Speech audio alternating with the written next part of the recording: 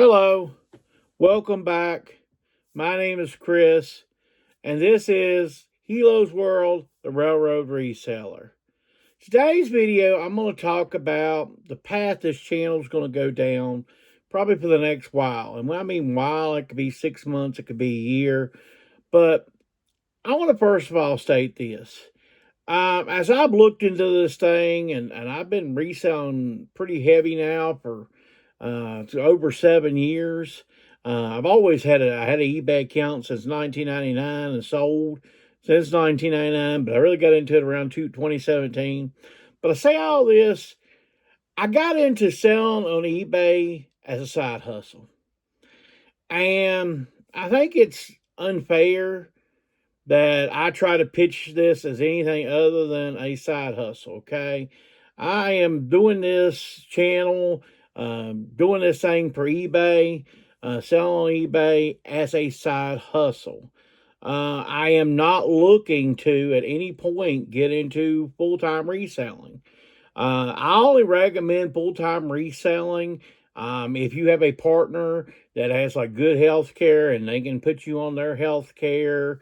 They have a job, they have a steady job. It becomes very hard. I'm not saying it's impossible. You can do it based on it's an individual situation, but it's very hard. I can't just tell you you need to quit your job today and become a full-time eBay reseller.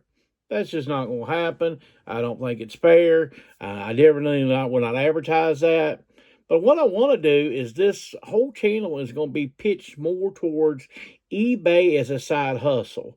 You're going to hear the words that side hustle more often in videos coming up in the future. Just that type thing as a side hustle. I generally sell around a little more over than $3,000 a month on eBay. So generally most people, and I have not crunched the numbers. You think, gosh, Chris, in all your time, why haven't you crunched the numbers? But I generally look at around $1,500 to $2,000 a month of average profits, and that's even the last 3 years. Okay, that's not even counting 2021. Okay, if I did that, that'd be more, $2,500 a month because 21 was an awesome year for me. But what I want to say is I average about $1,500 to $2,000 in pure profit every month. Okay, and I want to talk about how I do that, what I go about doing it, my process, and that type of thing. But I'm going to show you a few solds, and then we'll come back and break down my model. All right, let's go over some things that sold. Sold this Western belt here. It doesn't have any markings as the brand or what it's made of or anything. It's just Western style here. $8 plus shipping on the Western belt. Now this is a good sale. I may do a short on this, but you never know. Anyway, this is hitched horsehair. Now this literally is what you think it is. This tells you how to make stuff with horsehair and stuff. See, you got pictures of horsehair and stuff. This was a 25-cent buy. We got $96, almost $96 plus shipping on a 25-cent horsehair book. What it just drew me to it, the title, the Western, all that. When I scanned it, an Amazon listing showed up for like $400. So I did some comps. I even reached out to a guy that is a book person. He told me to put it around that $99 mark. I did. And like I said, $96 plus shipping. We got another big score right here. If you watched the video a week or so ago, a couple weeks maybe, we had CC Filson here. I told you this was a winner. It was a winner. $3.99 purchase, $113 and some change plus shipping on the wool. CC Filson here. Wonderful piece. Anything really CC Filson that you can pick up, please do. I sold a cookbook. I got Real Feel Legend recipes here. This was a dollar pickup at a church sale. $10 plus shipping, a little bit of $10 plus shipping on the church book. Got a snowsuit here. Like I said, it's getting wintertime, folks. If you're, I've talked about different videos, but it's getting cold. This type of stuff selling. $16 plus shipping on the snowsuit here. That was a dollar pickup at a yard sale in July. That's what I do. I pick up all-season stuff when it doesn't make sense. I took an offer from a customer that's been a repeat customer. $15 plus shipping on the denim Virginia Tech shirt.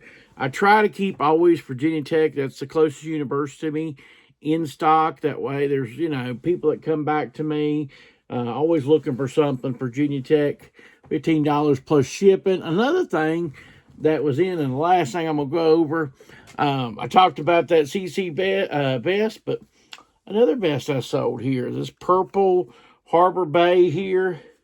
Told you I would get around $15 plus shipping on that, and that's what we got, a little bit over $15 plus shipping on the purple vest. This was a half price, so this was like a $2.50 pickup on the vest. So good sales, 2 sales almost around $100 plus shipping. So one of my biggest things that I do as a reseller is I try to buy items as cheap as physically possible.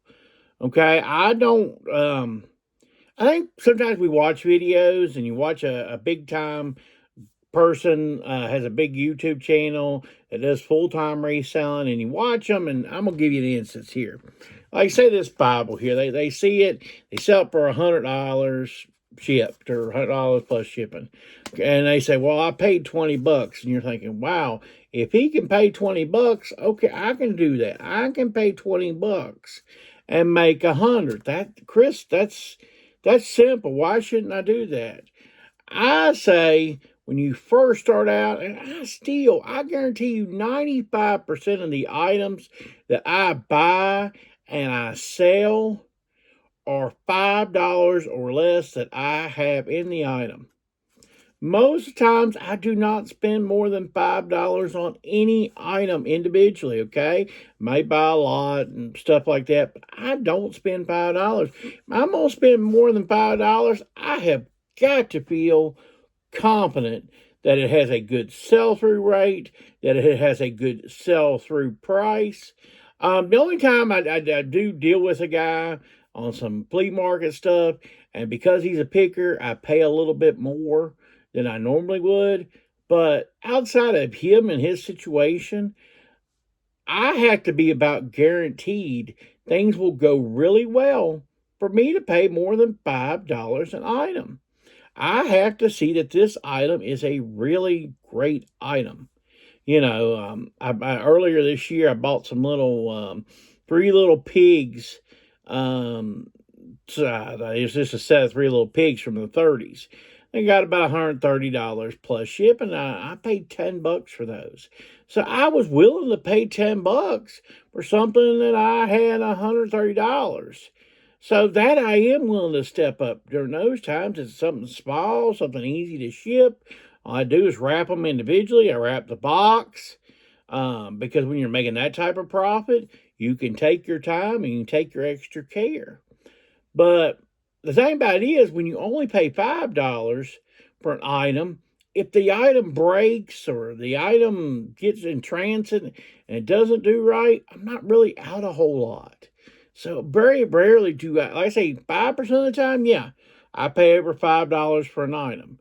But the other 95%, I don't. Because it lowers the risk for me as an individual. Until you get more established, definitely for your first 6 months or year, until you really get knowledge and keep on over and over and wash and rinse and repeat, wash, rinse, repeat. Do not spend over $5 on an item, 5 to maybe 10 at most. But try to keep your original price of what you're paying as low as possible. And just because, what if you end up sitting on inventory? What if I always say you keep this red shirt here forever? I don't know when the shirt's going to sell. One day it's going to sell, and we're going to do a special video on that. But the thing is, don't put much in items. And that way, if they don't sell like you think they should sell, because everything, I kid you not, when you see an item and you're picking it up, you think it's going to sell. You're automatically, it's just the way the mind is treated. You automatically think that sale's coming. But that ain't always guaranteed. I've had items with high sell-through rate and stuff, and they still sit on my shelf. I've got, I think, a Tecmo Bowl game here in my store, and it's still sitting there on my shelf. Um, it just sometimes it takes longer than you think to sell an item. Just because 100 has sold in the last 100 days and there's only 98 available doesn't mean yours is going to sell in the next 90 days. Something may happen. Hey, that item, the popularity may drop. You may have listed it too high. There's just certain variables that doesn't always guarantee a sale. And then sometimes you can list an item, but there's, say, 4 available. You can list yours, not necessarily the lowest. There's not even been a sold in the last 90 days, and all of a sudden, it sells. And I can't explain that to you. The only thing I can explain it to you is when a person looks it up, it throws yours so many times in the face of the person, they just have to buy. So anyway, I'm going to show you some more what sold, and then we're going to wrap this whole thing up. Okay, let's go over some things that sold. I missed some solds due to the fact that during this time, I had to work a lot of overtime, so sometimes I just get up, I throw some clothes on, and I pack stuff up, and I didn't get to record some sold. So if you always want to catch every sold, check down in my store below and see what's selling. But we sold this UVA shirt here. It's just a standard. This is no big name brand. This isn't Nike, anything like that. This was a $1 day pickup. We sold it for $9 plus shipping. Sold this Izod 2XLT orange squares type shirt. Just an average shirt, folks. Just that fact it's tall. Paid $1 for it on $1 day, just like that one. $9.50 plus shipping on the Izod. We're going to come back with a third theme here. Sold this Arizona Cardinals zip shirt here. It's a medium. We paid $1 on $1 day. We got a little bit over $9.50 plus shipping on the Arizona shirt here. Sold this North Face little fleece thing here. I'm not sure what I paid on this, but I didn't pay much considering what I priced it at. Sold it for $11.50 plus shipping. And like I say, a lot of these videos now, for the next while, will be pitching this as a side hustle. As you can make money, a lot of money off of reselling on eBay. It's all really about the time you're willing to put in. If you're willing to put in the hours and sourcing and learning and shipping and doing what you're supposed to do, you can make a lot of money on eBay. You can make a lot of money selling on a lot of different platforms. You don't have to just pick eBay. You may learn and do better by selling on a different platform. There's no one formula that works for everybody, okay? It's just the reason why most people pitch eBay is because, A, it's been the longest in the game, and second of all, it just allows you to sell a variety of items. You don't have to be gated or ungated or anything like that. I know you get scared sometimes by the whole Vero stuff, but I can tell you, in all my years of listing, I think I've maybe had 2 listings taken down for Veros. And I've sold the P90Xs and stuff like that was told, you can't sell that. Don't list that, okay? I sold it, okay? Nobody ever come after me. The mean people at eBay never come after me. The only 2 things I can tell you that I remember, and it's been years since I've gotten a Vero. I got something where, of course, the Velcro thing, I accidentally used the word Velcro because, and I'll tell you why, the name of the cassette, it was a band, but the name of their thing was Velcro something. And that they don't even like that. Even though that's just a name of a title on that, they got me. And the second thing was I tried to list something. I think that was a FedEx type polo or something, and they got me on that. And so the freedom is what a lot of people like with eBay. But now I tell you what, like Poshmark and Macari and some of those, they even have more freedom than that. It's just they're not as viewable to the audience. There's not as much of a crowd that looks at that. I've heard of different people say, and I've never sold to any big time celebrity that I'm aware of, but I've heard people, selling to celebrities and they sell it on eBay. They're not, I never hear that on Poshmark I sold something to Snoop Dogg or something like that, but I've heard those stories on eBay. I've heard those stories because everybody knows that platform and they go looking to that platform to buy. So that's why that's just so much easier. But folks, you do have to know some of the rules and guidelines. Sometimes you're not going to make as much profit as you think you're going to make. You have to pay fees. It's good and it's bad. Okay, there's good and there's bad, but there's more good than there is bad. That's why so many people have gotten into the thing. It's not just because it was the thing to do. You can really make some real money. And you can take this much knowledge, and if you're willing to really apply it and put the work to it, you can really grow something, and you can grow something enormous, and nobody's really holding you back. There's been multiple times in my life I have attempted to do stuff, and this person holds me back, and that person has to hold me back. Because I'm going to tell you something a little bit about myself. I tend to be opinionated. I tend to let you know when I think something's out of line, and sometimes people don't like that. That ruffles some people's feathers. But that's the way I work. Okay, but when it comes to this, hey, I'm the only person that answers to me at the end of the day. So the only person I got to get mad at is the guy in the mirror, okay? So, and trust me, if I put an individual through something stringent, I also put myself through something stringent, okay? I demand a lot of myself in this business, okay? Because this is my pride and joy. And I want this to be your pride and joy, okay? Like I said, I can't do all of it in one video, but that's what's coming up in the future on this channel. I myself, I can tell you for the future, am going to be listening to a lot of entrepreneurs who want to mentor people. I'm looking to listen to, I'm not talking about resellers, okay? I'm talking about business owners who want to mentor people. That's what I want to be. I want to be mentored. There's so much I need to learn on how to run a business better because I'm on, even though I'm doing these videos as more of a side hustle, me as a whole, I want to learn how to run it as a business, how to really tweak this thing and just get better and better.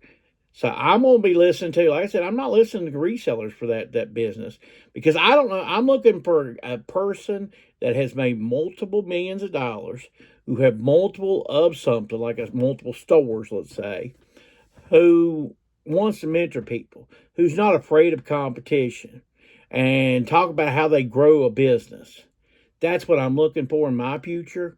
But I'm going to be preaching this as a side hustle, okay? If you like this type of content, hit the like button. Comment below and see if you think that's an excellent way for me to go with this channel. I'm trying to broaden this thing where not just resellers are watching this channel, but your average Joe wants to pick up a channel and say, I want to make more money. I'm tired of my job holding me back. And maybe we'll just grow this channel just a little bit more. Have a great week, and thanks for watching.